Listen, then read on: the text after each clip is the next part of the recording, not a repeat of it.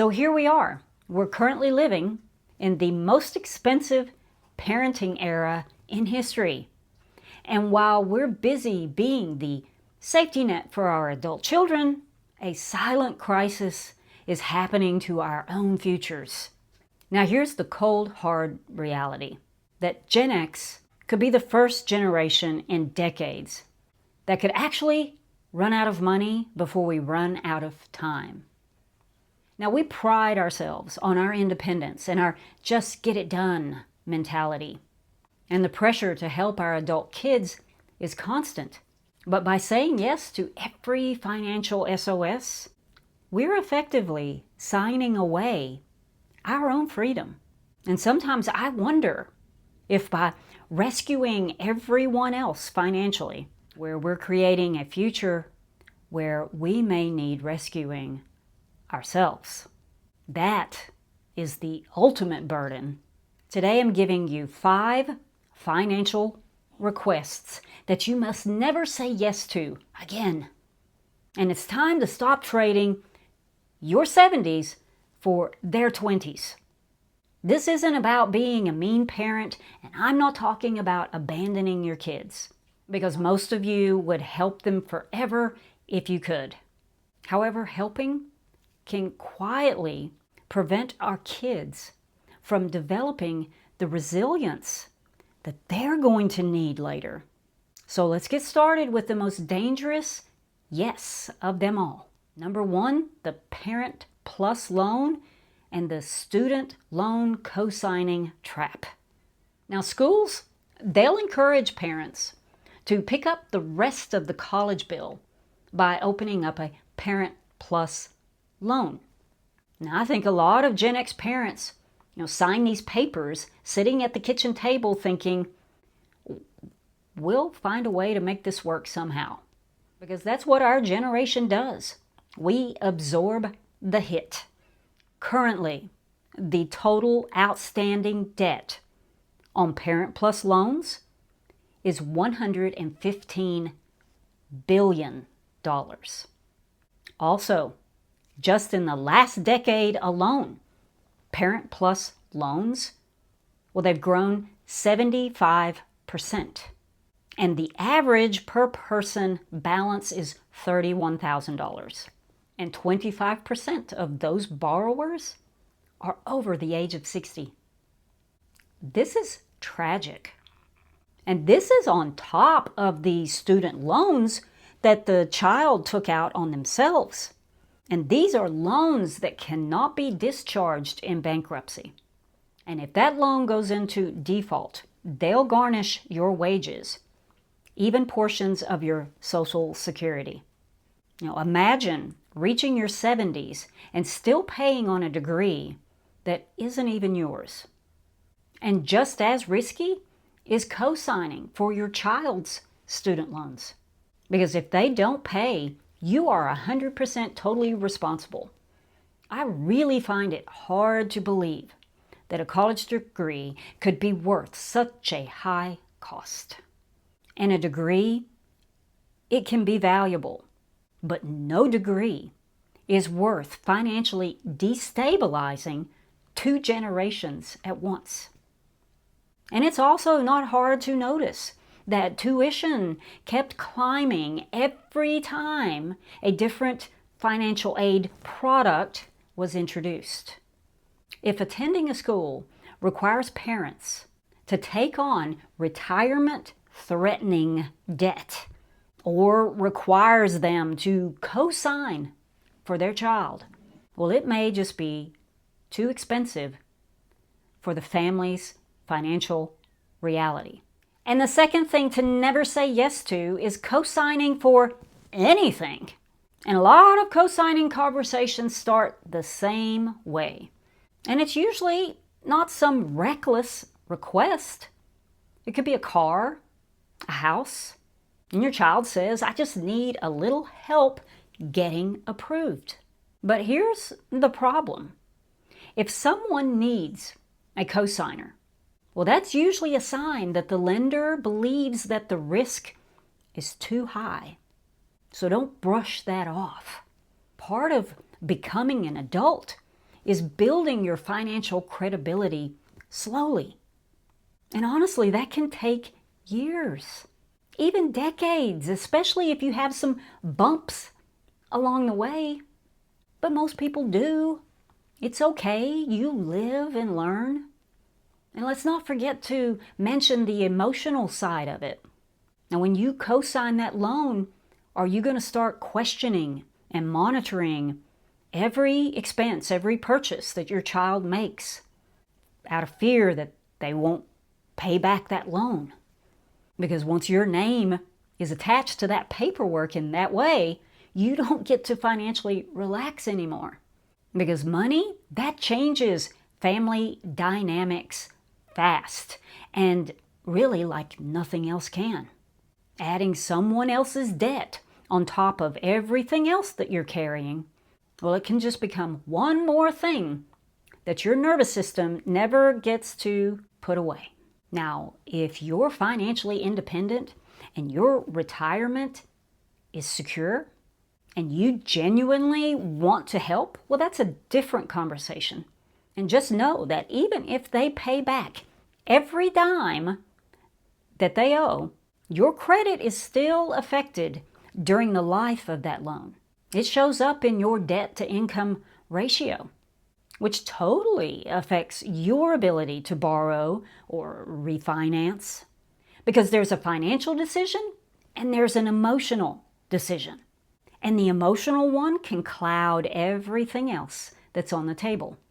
Don't let that happen without the real numbers speaking for themselves. Now, the third one on the list is the indefinite move-back-home without a plan. And sometimes it's not a move back, it's a never moved out in the first place. And sometimes parents, they're covering all the utilities and the groceries and the insurance and the housing costs, while the adult child continues on without those grown-up responsibilities.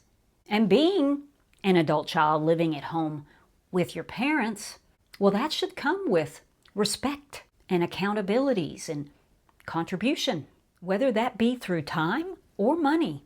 Because the longer an arrangement goes on without a plan, the harder it becomes for parents to save and downsize or relocate or prepare for their own retirement years.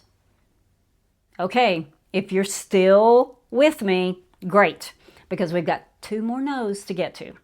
Number 4 is funding the milestone that you can't afford. Sometimes that's the hardest no. The wedding, the graduation trip, the elaborate baby shower.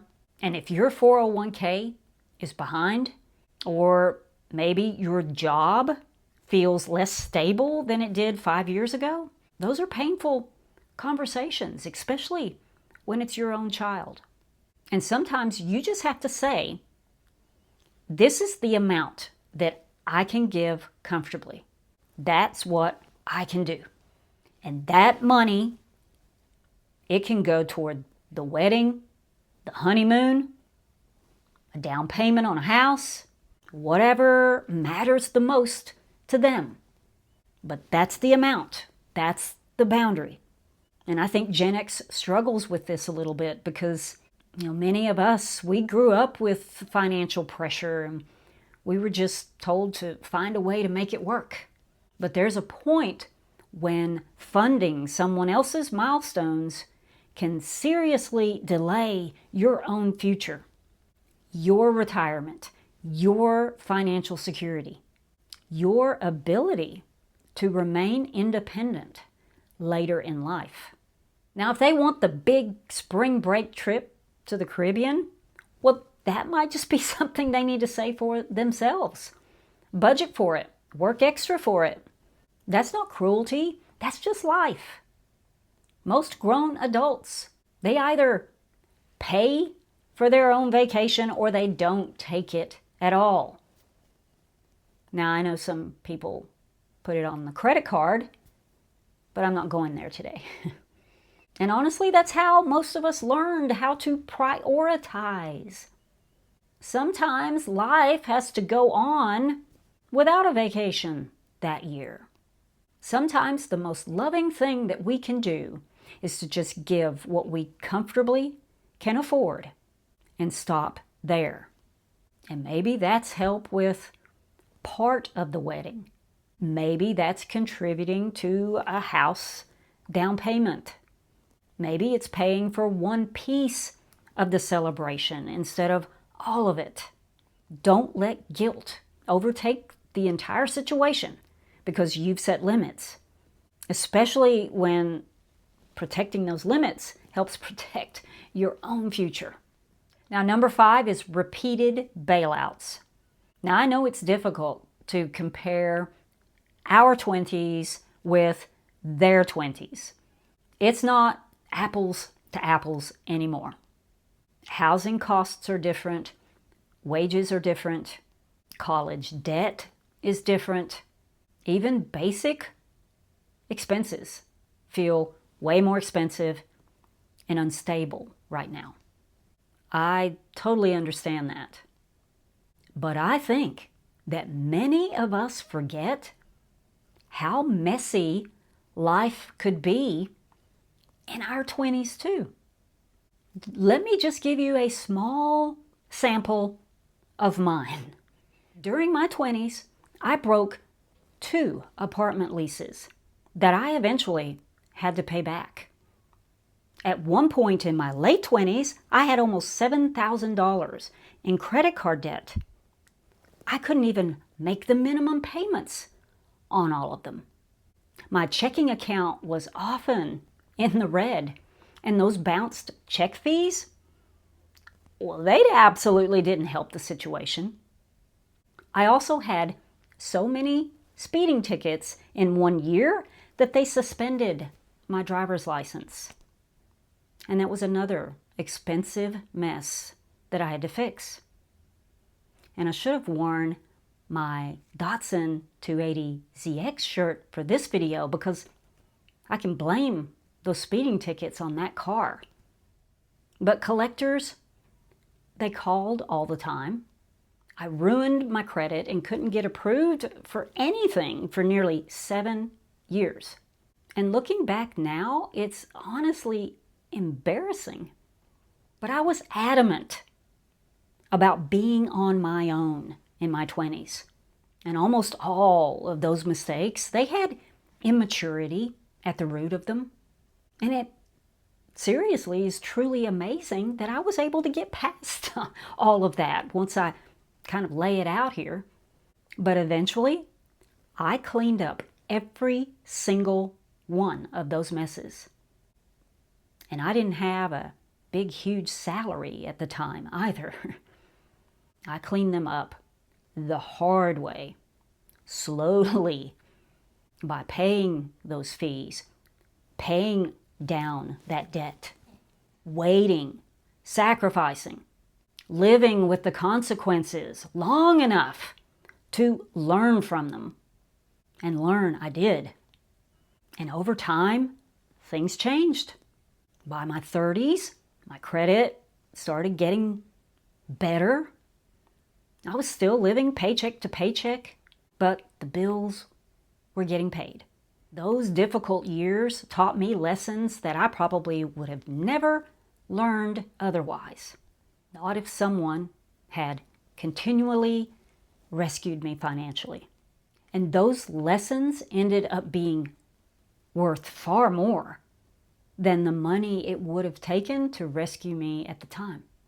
And the reason I'm sharing all of this, even though it makes me a little uncomfortable, is because I think that kids today, they're far more capable than we believe sometimes. They can recover from mistakes. They can figure things out. They can rebuild.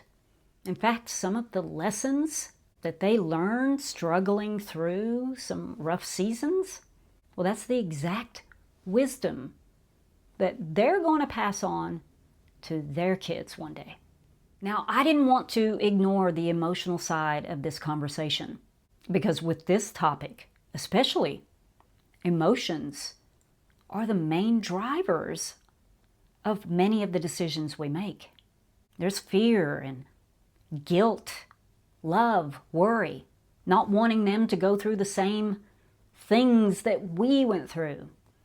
Everyone's family situation is different, and there's no way to perfectly cover the emotional complexity behind every decision.